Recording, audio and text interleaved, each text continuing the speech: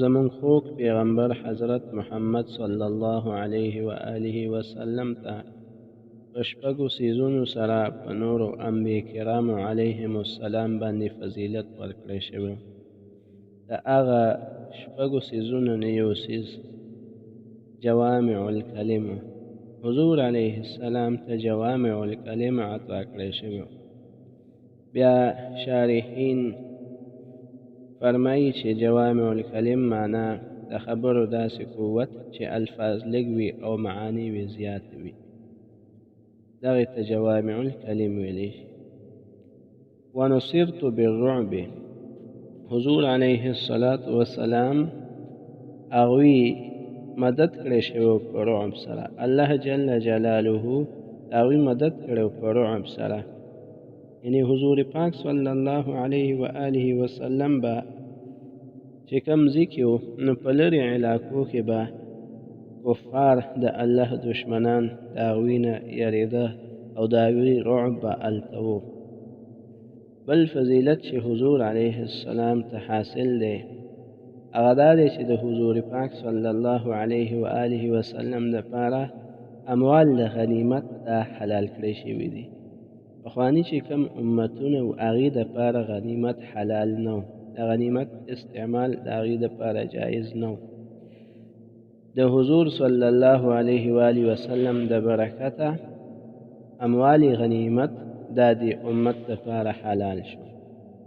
بل فضیلت چې حضور صلی الله علیه و آله وسلم ته حاصل دی هغه دا دی چې پخواني چې کوم امتونه و هغوی به چې کله عبادت کولو، مونځ به یې کولو، نو هغه به د مسجد نه بهر نه کېدو، مسجد کې به یې کولو. حضور صلی الله علیه و آله وسلم ته دا فضیلت هم حاصل دی چې د هغوی د برکته د امت مسلمانان چې د مونځ وخت راشي او دوی په ځمکه کې د دنیا په هر ځای کې وي او ځمکه پاکه وي، هلته دوی خپل مونځ کولی شي، مسجد نه بهر مونځ کېږي. حالانکې پخواني چې کوم امتونه وو نو هغې د هغې مونځ به د مسجد نه بهر دا نه کېدو.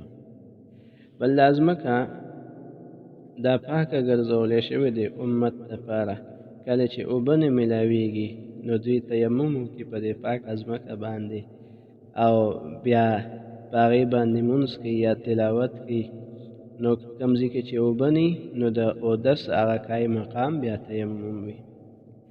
بل فضیلت حضور علیه السلام ته دا حاصل دی چې مخکې به کوم انبیا کرام علیهم السلام هغې به یو خاص علاقې دپاره یا یو خاص وخت دپاره هغوی دنیا ته تشریف راوړو، او حضور صلی الله علیه و آله وسلم هغوی چې دنیا ته تشریف راوړی نو تر قیامته پورې چې څومره انسانان دا راځي، تر قیامته پورې چې څومره انسانان راځي د هغوی دپاره حضور صلی الله علیه و آله وسلم نبی دی او رسول دی.